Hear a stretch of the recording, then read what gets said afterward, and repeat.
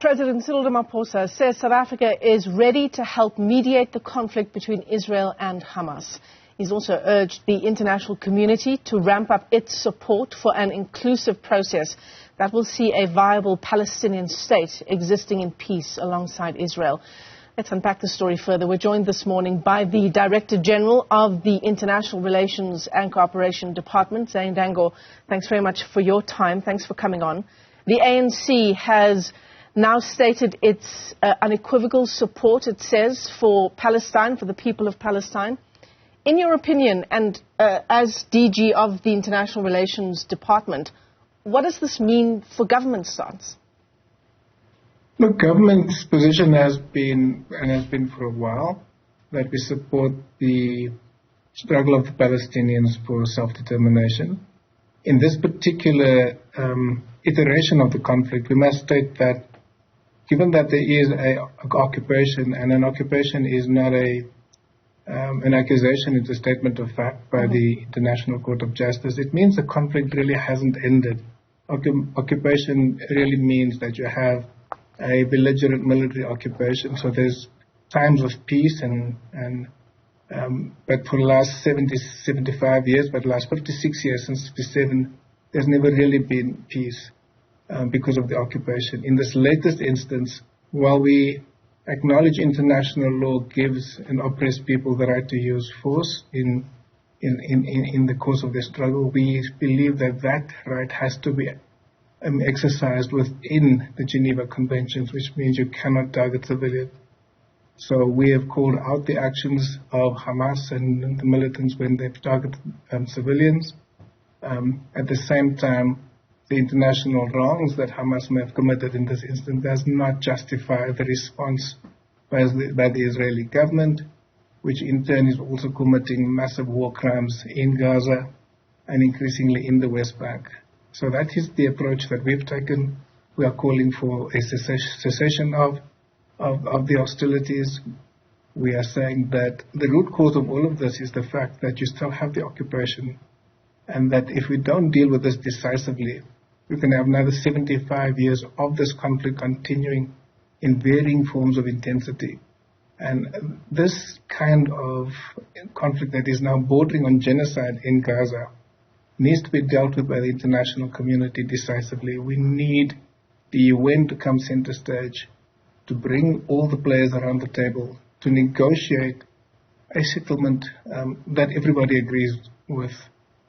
We've had a to and fro of the last 56 years about which territory will be part of Palestine, which territory will be part of Israel. The reality is that in 1948 you had a resolution that gave statehood to Israel, but at the same time then took away permanent statehood almost from the Palestinians.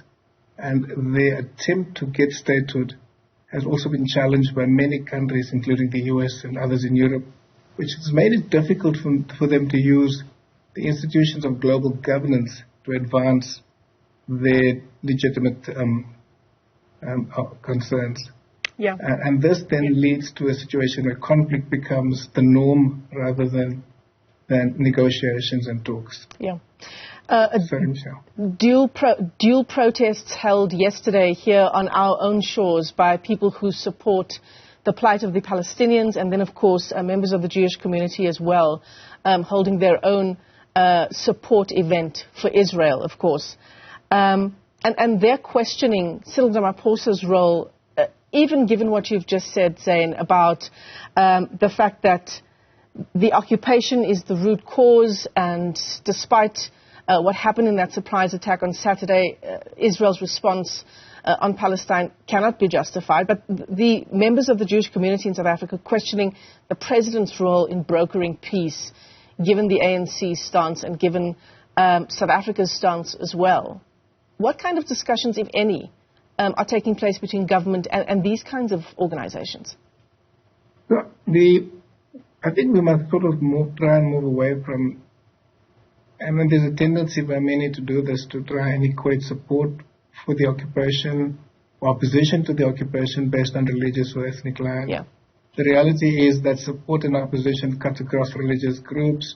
There are many South Africans who may be Jewish, from a faith perspective, who are completely opposed to the occupation and have come out. So we need to engage with all South Africans who have a particular view around how South Africa takes this on. But we need to take it on based from a principled position against issues of occupation. And remember, the occupation also stems from a period of colonialism. So that is the kind of approach that South Africa's foreign policy takes. So we engage with, NGOs in Israel like B'Tselem, Yesh Din, Breaking the Silence, all of them who, together with civil society in Palestine, are trying to work towards a solution that's permanent and provides justice and peace for all who live on both sides of the Green Line. That means what is now, territorially Israel and Palestine. So we have to work with all stakeholders, and we do so. Yeah, because ultimately there are civilians. It's civilians that are being killed on the Palestinian side and in Israel as well, right? But you don't see that because you don't see that kind of balance insofar as the supporters of either side is concerned. There's condemnation for the other side only and not a recognition of even what's being perpetrated by, the side that you happen to support. So, ultimately it's the civilians that are paying the ultimate price for a fight and a war that is way above their involvement. They're ultimately not involved, but they're the ones paying the price. And I think that as former Israeli negotiator Daniel Levy was discussing on Al Jazeera the other night, said, if this kind of assault on both sides, or the assault on civilians doesn't, insult our common humanity, then we've lost that humanity. So when you look at this conflict and the targeting of civilians, we have to call it out. Yeah. But this has to be, also looked into the context, that you have a context of 75 years of occupation and a complete violence of this occupation.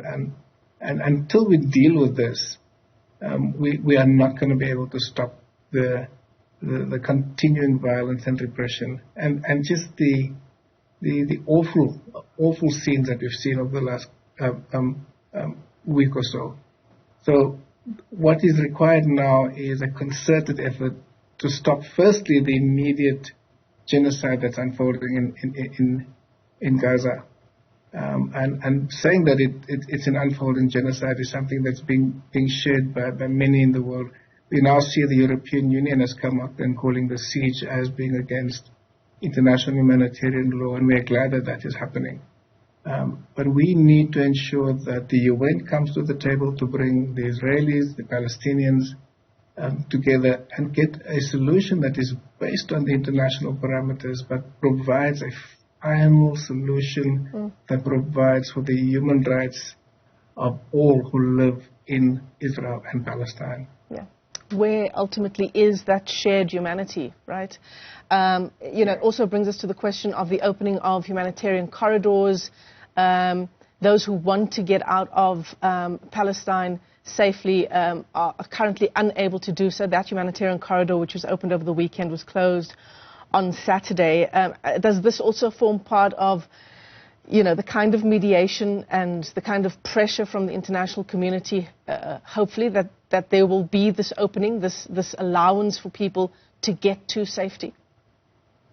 Yes, so we'll be engaging with the UN and others to actually call for a resolution asking for humanitarian corridors to be opened, because for humanitarian corridors to be open, you need a ceasefire. Yeah. And for a ceasefire to take place, you need the Israelis to agree, and you need the Egyptians on the Rafah side to make sure that they put pressure on the Israelis and the US to agree, and all the players to agree. South Africa's gift of the givers, for example, is ready to provide support. So is South Africa through the own resources that we have. But in order for us to do that, the humanitarian corridors need to be opened. The Egyptian ambassador has shown me that they have supplies from many countries sitting on their side of the border. They just cannot get into Gaza at the moment because the Rafah gate is closed, and the Rafah gate has been bombed repeatedly over the last few days. In terms of South Africans who are trying to get back to our country, Zane, what can you tell us? So we've got about 16 South Africans that we know about, that's on our list. Most of them are in the Gaza or the West Bank area. They're on the UN list and they're part of the UN evacuation strategy. At the moment, there's no movement. None of the people that want to be evacuated can be moved, especially if they're in Gaza. We've got one individual that's in the Israeli side who needs travel documents, and we're trying to sort that out.